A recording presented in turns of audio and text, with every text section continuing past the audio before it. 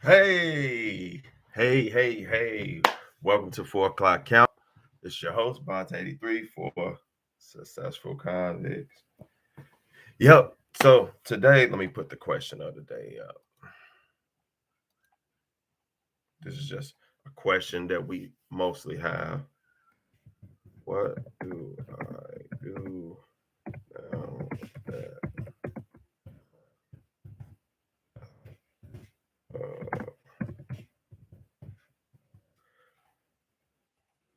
so the question of the day, first of all, this is 4 o'clock count where we pay, I guess you could say it's like paying homage, but we actually just giving in to the fact that all across the FBOP, which is the Federal Bureau of Prisons, at 4 o'clock, it's a stand-up count throughout all the prisons, throughout the whole federal prison system. And again, I still don't know about the state. I know in the state they do counts, and uh I don't know what time they do them, but they do counts too. So in prison, you have to do stand-up counts, and that's where you have to stand. You have to show your ID, and you have to hold it up, and you have to say your inmate number, and then they go to the next person, and they do that throughout the whole prison. Everybody does it, unless you can't stand, like if you're in a wheelchair, if you're on bed rest, or any other circumstance where you can stand. But everybody's standing. Matter of fact, it's not like the national anthem. If you don't stand during 4 o'clock count, you can go to the hole, which is SHU, which is the segregated housing unit. Call it the SHU. You probably heard it referred to as a SHU or the hole, the box. You know what I'm saying? But that's where you're going if you ain't standing up for 4 o'clock count. Like for instance, I've seen where people wasn't standing for 4 o'clock count because they were in the bunk sleep. Now, if you ask me, how did that happen when they have cellies and the cellies just standing there? He's standing, but he didn't wake his celly up. So that's a poor communication between cellies. But that's a whole nother story. So we pay homage to that at 4 o'clock across the BOP. Everybody standing up for 4 o'clock count. So we are gonna do that right now. A moment of standing in silence for those who are standing up in prison. And we won't take too long, but we did it. We acknowledge those people. Hold your head up, men, ladies. Hold your head up. Uh, Man, get through it. You know what I'm saying? It's not the end till it's the end. You know what I mean? I don't care if you got life, if you got several lives. It's many of people who have had life sentences and they've got them overturned because they did their due diligence and they went to the law library and they cracked codes and they went through the they just kept fighting. You got to keep fighting. Even when you get out, you got to keep fighting, which brings us to today's question. Where did it go? I thought I had it up here. But today's question is, let me do it again. Today's questions is, what do I do when I get out of prison? As you see, my typing skills are okay. I'm not a secretary or nothing like that. Where's my question? I'm not seeing my question. Still learning how to work this format with the live and, you being the administrator and moderator and all that type of stuff. I see they got, you can add reactions. You can show your support for successful convicts, which all are welcome to. And you can answer the question as well as ask questions too. So as long as I see questions on here, I'll answer them. But I want to go back to the question at hand. What do I do when I get out of prison? Well, you got, just like in prison, you got things that you have to do to fulfill your prison sentence, and you have things that you should do, let's say that, to make your transition to the free world a lot better. And more better for you, more better for me, more better for everybody, those around you, those in society. So you're gonna know what you have to do as far as fulfilling your application with the prison, because I can't sit here and say that, because it all depends on the individual. You know what I mean? Sometimes, like for instance, if you have a case where it involved, let's say, drinking and driving, then I knew a guy, he got out, he couldn't go to a bar. That was part of his conditions. Whereas anybody else, you get out of prison, you can go to a bar if you want to, but he couldn't go. That was part of his condition. I've seen one of my, I'm not gonna say he's my favorite rapper, but I liked his music. When he got out of prison, part of his conditions, and he was in California. California is weird sometimes, but part of his conditions was he couldn't make any rap lyrics denoting to gang banging, violence, or guns. Need you, mind you to say, or however you want to say it. But his next album was fire. That's exactly what he did. Does well, I remember one song, it contained nothing but gang violence, gun violence, and violence, period. So what wound up happening is uh when he put that album out, of course they snatched him up. They said he violated his parole agreement. And he wound up getting off because he showed where he had previously recorded that music before. I think he was just messing with him, but he had previously recorded the music, so it didn't technically violate his parole. And that artist is the artist Sibo. For those who heard of him or know of him, he was actually on Tupac's album too. But so you got different agreements. Like if you was locked up for computer crimes, you can't get like social media, can't be on the internet. How do they monitor that? I don't know, but that's a heck of a thing not to be able to do, to get on a computer. But now we want to go into, what do you want to do? What do you need to do? Of course, you want to get your proper ID, which would be a state ID or a driver's license, preferably a driver's license, because you need a driver's license anyway so that you can get around, whether you're driving your car, you're driving a friend's or a family member's car, or you rent a car. You know what I mean? So a driver's license is always better because it's going to give you more privileges, which is driving privileges.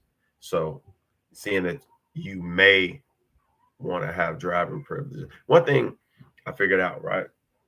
Now, when it came to me, I always wanted everything I could get, whether or not I was going to use it.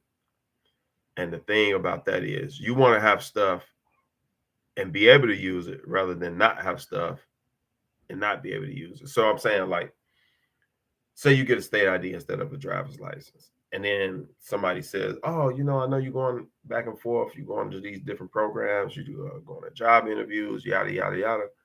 You can use my car. Now you can't, because you only have a state, you don't have a driver's license. Whereas you have a driver's license and nobody lets you use their car, but you're on the bus. I would rather, me personally, I would rather have that driver's license and be able to drive than not to have a driver's license and not be able to drive. Okay, you're gonna need your social security card, because a lot of things out here that you apply for, you're gonna need two forms of identity. And those two forms of identity is usually state issued ID, which that's either state ID or a driver's license, and a social security card, because they need to verify that it's you, hint the state ID, which driver's license falls under that, and your social security card, which doesn't have a picture, but is your social security card. And when you have both, it's kind of like, okay, well, he has this and he has that. So we put them together and say, okay, that's verifiable for us. So you want to get that social security card. Now, back in my days, everybody had a social security card because you need a social security card to get a job. So you usually got that social security card about 16, 17 years old. Nowadays, it's a whole nother ball game. I don't know what happens, but a Social Security card when they're babies. Like I said, we didn't need it until 16, 17 years old, but nowadays most people have them as a baby and parents have them or whatever, but you need to get that Social Security card. After you get that Social Security card, let's see what else you need to do, what you need to do next. Now, let's talk about employment because almost all forms of probation, parole, supervised release, all that, they're going to require you to have a job. I know when I got out, because I didn't get employment right away, my supervised release officer told me that I was going to have to go and take go do community service because they got to show you got to show some type of form. You got to show some type of form of you doing something productive. You know, I mean, you could be in the house writing a book, you could be doing a lot of things, but it's not going to cut it for them. You got to have employment. So let me give you one of these keys of employment. Now, we all want that 20, 30, 40, 50 plus an hour job, but it doesn't work like that. Sometimes you're at the bottom of the barrel, you get out, you have no track record, depending on how long you've been locked up, your past work history is like non-existent. So go for any job. And I'm gonna tell you this is kind of like a law of the land. It's like I can't really say it's set in stone, but it just seems to always happen this way. When you get a job, other jobs call you. So I know you don't want to go work at McDonald's. I know you don't want to go work at Walmart. You got all these youngsters there and they loud, they disrespectful, and all this type of stuff. But just bite the bullet. Get a job. Get any job. I don't know where you're at, but in these days and times where I am in Minnesota, almost everybody is hiring. It's like, I don't know, if a person up here doesn't have a job, 9.9% out of 10, 9.9 out of 10, 9.9 out of 10 times, it's because they don't want to work. Flat out. It's just too many jobs in the economy with having to try to find good work and good helpers. It's just too easy to get a job. Get that first job. Put in applications. Now, I'm not saying don't put in applications for those 20 plus dollars an hour jobs. Put the applications in, but take the first job you can take because almost, I can't say I guarantee, but it almost happens like that. When you get that job, next thing you know, jobs start calling. It just happens like that. But I've seen a lot of people holding out, not wanting to take this job or that job because they want that job, but they never get that job. And in the midst of not having a job, all kind of other things happen. You know what I mean? Which is why they want you to have a job. So get you a job. Get you a job and continue to fill out those applications for those other jobs that you want. But take that job. Take that job because now you get income. You know what I mean? You're utilizing your time the society proper way, keeping the people off your back and stuff like that. And it just happens to happen like that. So now the second thing we want to do, well, it's not really an order, but what we want to do next after getting that job is we want to set up our financial situation. Now, I don't know how long you were locked up, or I don't know if you even know this, but cash is not king like it used to be. I've stated this time and time again. Credit is king. A lot of people, I think I'm gonna do a video uh survey. I'm gonna ask the people that I know, hey, how's your credit? Most people, coming from the hood in our communities and stuff like that, everybody, well, not everybody, but a lot of people say, oh, my credit is messed up. Oh, my credit jacked up. Oh, yeah, well, what's your credit score? I don't know. Well, what's messed up on your credit? I don't know. I had a cell phone. People don't even be knowing. Knowing is half the battle. Yeah, your credit might be messed up, but knowing how it's messed up is going to help you to know how to fix it. You know what I mean? It's like your car. You go out there to your car and it won't start. The person's like, man, what's up with the car? Oh man, it won't start. Well, what's wrong with it? Oh, I don't know. It won't start. Uh, did you put the right key in the ignition? Let's start out with the simple stuff. Okay, you put the key in the ignition. Uh, do it need a jump? Is the battery good? You know, is the motor locked? That's the worst case scenario. So it's the same thing like with your financial situation. Where is your credit? And people don't know or have an idea where that credit is. Now, what's the importance about credit? Because with credit, you can get further. With credit, you can get off that bus line and get into a vehicle. With credit, you can get out of that apartment and get into a house. With credit, you can start a business and get business funding and then take it to the whole next level. You see what I'm saying? It's that credit.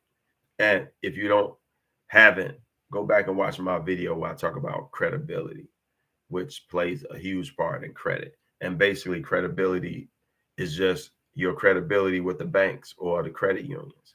So when you get that check, that first check, when you get that job, you want to register at a credit union. Now, I would suggest Navy Federal Credit Union, one of the best credit unions out there because of the benefits. Now, this is the thing about Navy Federal Credit Union. You have to be a member of the military, an ex-member of the military, or a family member of a military member or past member. Now, it's other ways to get into there, and it's all types of hacks, and I'll be doing videos on that, on how to get into Navy Federal. But if you can't get into Navy Federal, go to another credit union. I would prefer credit unions over banks because they're smaller and more personable. And right at this point, getting out of prison, you're on the personal side. So it's not so much you trying to get in a bank for the business benefits, business side. You're a small fish right now in a big pond. So go for the credit union. Build your relationship with a credit union. And when I say a relationship, I'm not talking about going there and buy everybody lunch, going there and the ladies and gentlemen in there take them out on a date. No, I'm talking about a relationship as far as when your name comes up and all the transactions and stuff come up, that's your relationship. That's called your credit profile. And that's what you want to start building a profile with this credit union. Now, just like in relationships, right now, I would suggest you being monogamous with one. You just getting out, you just getting your feet wet. Hey, you want somebody to trust you just as much as you trust them, just go with one person, one credit union. Start out there. You know, you might have that little job where it might be even just like $10 an hour. I don't know what the minimum wage is right now. It might be a $10 hour job. So you want to start with that small, but you just don't know that small amount. Say your check is only $100 a week, but with that small amount and building traction, it can be way bigger than a person that's getting paid $50 an hour but not building no traction. See, it's all about the traction you building. It's the track record. It's the credit profile. So you want to build that credit profile with that credit union because what they have uh, at credit unions, I think they have it at banks too. But you know, you have a credit score. Now, your credit score may be terrible, may be junk, but they have an internal score too. And that internal score is where they look at you as an individual. And that individual that they're looking at is they looking at your track record. Like, okay, this guy or this lady credit score ain't the best, but we see they're trying. We see they got their money coming to the account. We see it's coming frequently. We see, you know, not even no reckless spending. You know what I mean? Because when you first get out, I mean, when you first get that, you're gonna get a debit card more than likely, right? Unless you got good credit, you know, you got well. That's another plus too, because a lot of these banking apps, they have a credit score thing on there. So you can kind of like see your credit score too. And we're going to go through how to go and get your credit score and all that too. But you want to get on top of that credit situation. Once you get out, you got your license, you got your social security card. Oh, housing. You got to get housing too. How did I forget that? Because if you don't have a place to stay, then it's really going to be rough. But it won't be impossible because they have all kind of shelters. They have halfway houses. They got rooming houses. And not only that, it's kind of hard to get housing nowadays with a felony, which is crazy because you would think, what does that have to do with housing if a person has a record? But I mean, if I was a landlord, I could see maybe discriminating on housing if that person had been to prison for wreck damage to a property, maybe murdering their last landlord. I don't know, you know what I mean? But just having gone to prison, I don't see how that plays a part in you getting housing. But it does. It does. And it's one of those hurdles that we got to hop over. You know, like I always say, I call it the cost of being in trouble. It's a lot of things we got to go through once we have been in trouble and coming out trying to readjust to society. But it's things we go through. You don't really have a choice. The only choice you have is to go through it or go back. And we're not trying to go back. We're trying to be successful convicts, not reoccurring convicts. So housing, if you could stay with somebody, and that's another thing too. I found out that they got these places where you can like register and have your rent payments added to your credit report. I get more information on that. I'm still in the studying phase with a lot of these things, but as I get them, I'll be bringing them to you because that can be real helpful. Making these rent payments and having it applied to your credit report, because that's building that credit profile that I was talking about. And you need that credit profile to be thick. The credit profile is almost like for my state inmates, when you go to the parole board and you go and you have your little booklet or your little folder, and you got all these prison class certificates, you know what I mean? Oh, well, I took the culinary art program. I took the program. I volunteered for inmate companion. I worked in the kitchen and I volunteered during the Christmas holidays, and we fed this and we did this, and you got all these little accolades and all these little things that you did. That's your credit profile. That's what you want. You want to have your credit profile looking like, oh, I opened an account. I got direct deposits. So that means all my income goes into this account. I have a debit card. I never overspend on my debit card. Then you go from the debit card to a secured credit card, which is a credit card, but they're using your money as collateral, which means it's like a debit card. It's like a debit card, but credit card benefits because it's your money still, but you use your money as a credit card to show that you can handle a credit card. So it's like, you want to like take the baby steps and show them like, hey, look, you can trust me. You can trust me. Watch what I do with my money with this credit card. Okay. Now you saw what I did with my money. Hey, let me use some of your money. Let me show you what I do with that. Okay. Now, and this is over time, and this is basically the process of how it goes. But then it's like, okay, let me get some more money. Let me show you what I'm gonna do with that. And like we say in the streets, don't run off on the plug. The plug being the bank that lent you the money. Don't run off. Don't get a large lump sum of money and run off with it. And when I say run off with it, it's not like you going anywhere in the world, because banking is kind of like virtual. It's not like here and there, but pay that money back, build that credit profile and build your credit. And you'll just go on to be a lot better in life, because a lot of the things that we think we can do or we want to do, and we can only do it with cash, you can do it way more, way bigger with credit. And that's just by taking these small baby steps. And one thing I learned, if you start on this path when you first get out, it only gets easier, because Old bad habits are so easy to get back into. And when I say old bad habits, I mean the reckless spending. Spending like you just gonna go out on the block and stand out there and you're gonna make a couple hundred, a couple thousand, or a few thousand that day. You know what I mean? The money's not coming in like that. A lot of things when you're doing illegal, the money comes in fast and it comes in plentiful. But when you get out and you start working these jobs, if you don't change your mindset, you still have that mindset that the money's coming in, which I'm a prime example of this because I still struggle with that part of it.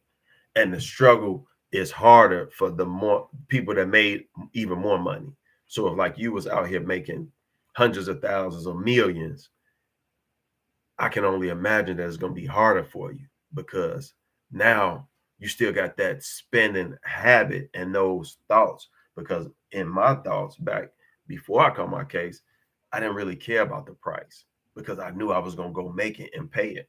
So getting an apartment, I didn't say, okay, well, this apartment costs this much, this apartment costs that much. It wasn't that. It was more about choice. Oh, I want to stay here. Oh, well, it's $2,500 a month. Okay, let me get it. You know what I mean? When I went to the store to buy something, it wasn't, let me look. Okay, well, this is the same as this, but this is cheaper. It was, okay, I got a pocket full of money. Let me get that because I can afford it. And if I can't afford it, guess what I'm gonna do? I'm gonna go out and make the money and I'm gonna come back and afford it. I wasn't tripping on that. I remember one time I had an apartment, I had the house, and I was paying somebody else's apartment, somebody else's rent. So I was paying like 3 rent, a mortgage, and 2 rents. Wasn't even thinking about it. You know what I mean? It's just like, hey, need to be paid, I'm paying it. But now you have to be more budget mindfulness. I mean, more budget minded. That's the word. I be trying to think of these words. What's the proper word to use? But you have to be more budget minded because the money's not going to be coming in like that from a job. I don't care what job you have. The money's not going to be coming in because people are not going to just pay you that much. And if you are getting money like that, guess what? You're not going to have the time to go spend it like that. I'm a prime example. Like I'm doing trucking right now, working trucking job, making decent money, making good money. Okay. But I don't have the time to spend it. And the way I see it, me getting on this credit path, because I'm going on the same credit path with you. And I've been out since 2008. So I'm a little late in the game, but it's never, never. That's why I'm telling you, for those of you, especially if you just got out, let's just say you just got out today, you're in a great position right now because you can set your foundation up where as you build your house, it's on solid ground. Because a lot of us got out and built the house on sand, and then the shore came up and washed the whole foundation away, and the house fell down and everything. So, I'm still dealing with, I guess you can call it, well, it's not really PTSD, but I'm still dealing with the budgeting, you know, problems that I had back in the days when the money was coming in and I was spending it and I just go make it. But now I'm spending it and I gotta wait a whole nother week to make it. And I might not even make enough of what I spent. So going through that credit journey is a monster, but it's not an unconquerable monster. You can do it. And that's what I'm doing. So just sharing that with y'all. And those are some of the things you want to do when you first get out. Now, I'm not going to go each and every area, but those are things you want to do. First thing you want to do is get your necessary paperwork to function in the world. Housing, so you have a place to stay, and that's one less thought. And then you want to get on that money. Getting the job to get the money and getting your credit to keep the money. And you can use that money to do the things that you need to do to straighten out your credit because you can get way more credit than you can get money. And if you got the credit, you can get the money in credit and then use that money to buy assets to make even more money, build your credit, and have to do less work. So on that note, count is clear. Thanks for rocking with me. And make sure you subscribe to the channel as always. And just for a future note, I'm going to have guests on here. I'm going to have people that's more of an expert in these different things. And I'm telling you that I wish I had when I first got out, but I'm gonna bring people on that's more versed and they can tell you exactly what I'm talking about for these different subjects, because it's different subjects, you know, getting a job, building credit, buying a house, getting into real estate. You know, it's so many different aspects. And like I told y'all before, I'm networking with people. I'm networking people for me, and I'm networking with people for you. So, man, make sure you join me. I'm gonna try to come. I'm not gonna say I'm gonna try, but most Mondays and most Fridays, 4 o'clock count. We end the week off. Y'all have a good weekend, and everybody, stay sucker free and stay free.